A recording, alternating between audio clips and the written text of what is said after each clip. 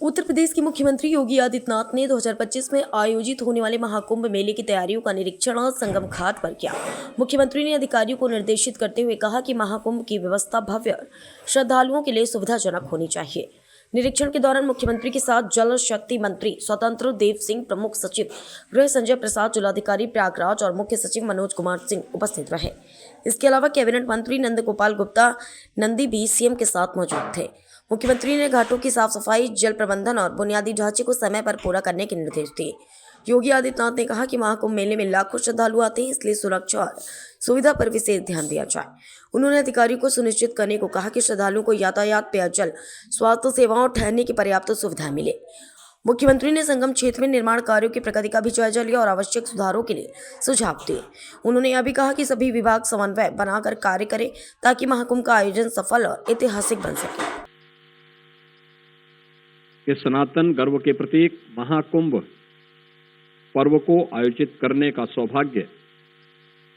Double engine की Bharatiya Janata party की सरकार को प्रयागराज की इस पावन धरा पर आयोजित करने का अवसर प्राप्त हो रहा है। जब हम कुंभ की बात करते हैं तो यजुर्वेद एक बात कहता है, यत्र विश्वम भवत एक नीडम, यानी जहां संपूर्ण विश्व एक घोंसले के रूप में एकत्र होता हुआ दिखाई देता है। दुनिया की एक अस्थायी सिटी, सबसे बड़ी सिटी, और वो आपने यहां पर प्रयागराज के अंदर पिछले 2-2.5 महीनों के अंदर बसती हुई देखी। अनुमान करिए कितना विस्तृत भूभाग है, कितना विस्तृत है। मैं अपराह्न में 2 बजे यहां पहुंच गया था और 2 बजे से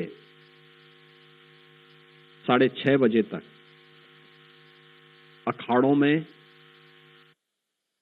अन्य 2-3 सेक्टर हैं, उनमें केवल एक औपचारिक संवाद के लिए मिलने के लिए गए।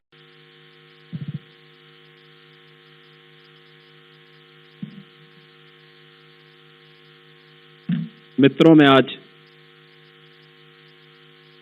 टीम यूपी की ओर से महाकुंभ पर्व, जो सनातन गर्व का प्रतीक है, इसके आयोजन के लिए आज जब मीडिया सेंटर का शुभारंभ हो रहा है, इस अवसर पर सबसे पहले आप सभी बंधुओं का हृदय से स्वागत करता हूं। मुझे प्रसन्नता है इतनी उत्सुकता से शांतलाल और इतनी देर से प्रतीक्षा के बावजूद आपके चेहरे पर प्रसन्नता है और एक सुकून जैसा एहसास मुझे दिखाई दे रहा है। मैं इसके लिए आप सबका हृदय से अभिनंदन करता हूं। मित्रों, 12 वर्ष के बाद महाकुंभ का आयोजन, और उसमें भी 144 वर्ष की वह शुभ मुहूर्त आए, तो वह सचमुच उस पूरी पीढ़ी के लिए जो प्रत्यक्ष या अप्रत्यक्ष रूप से उस आयोजन के साथ जुड़े हों, उन सब के लिए सौभाग्य का विषय भी है और गौरव का विषय भी है। और ये हम लोग अपना सौभाग्य, भारत की आस्था का प्रतीक है। इस आयोजन को पूरी भव्य रूप से आयोजित करने के लिए डबल इंजन की सरकार ने जो इंफ्रास्ट्रक्चर प्रयागराज के लिए दिया, उन सब को उद्घाटन करने के लिए आदरणीय प्रधानमंत्री जी का मार्गदर्शन और उनका आशीर्वाद यहाँ प्राप्त हुआ था और एक प्रकार की औपचारिक शुरुआत उन्होंने उस दौरान की थी, संगम नोच पर पूजा करके। ये सभी कार्य श्रद्धालुओं के लिए अब और जितना कार्य 2019 में हुआ उससे दोगुने से अधिक कार्य 2025 के महाकुंभ के पूर्व प्रयागराज सिटी के लिए भी और महाकुंभ का वह क्षेत्र जहां पर अस्थायी स्थिति बसी है, उन सब जगहों पर भी कार्य व्यवस्थित रूप से आगे बढ़ते हुए दिखाई दिए। और आज महाकुंभ के बहाने प्रयागराज का भी कायाकल्प हुआ है और प्रयागराज कुंभ भी अपने दिव्य और भव्य रूप में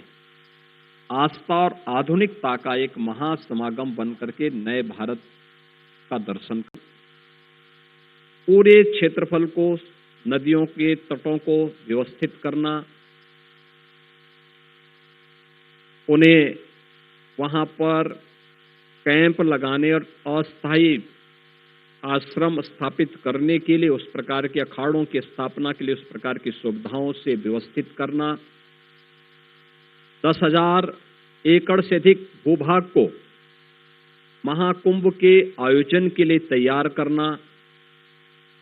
उसका मास्टर प्लान और लेआउट प्लान को फिर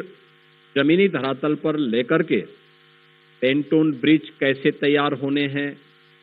चेकर प्लेट कैसे लगनी है, कैसे वहां पर पेयजल की व्यवस्था आदि पहुंचानी है, कैसे 70,000 से अधिक विद्युत के पोल स्थापित करने हैं और उन पे बिजली की व्यवस्था भी उनके साथ जोड़ करके देखनी है। एक एक कार्य को इन 2.5 महीनों के दौरान ये हमारी यहाँ की प्रयागराज मेला प्राधिकरण ने जो महाकुंभ के आयोजन के साथ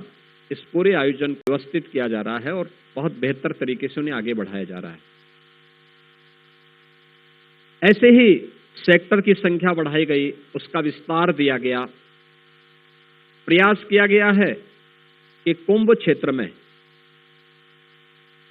संगम में स्नान करने के लिए आने वाले श्रद्धालुओं को जो अपने साधन से आएंगे, उन श्रद्धालुओं को कोई समस्या न हो, इसके लिए 500-550 से अधिक शटल बसेज परिवहन निगम ने लगाए हैं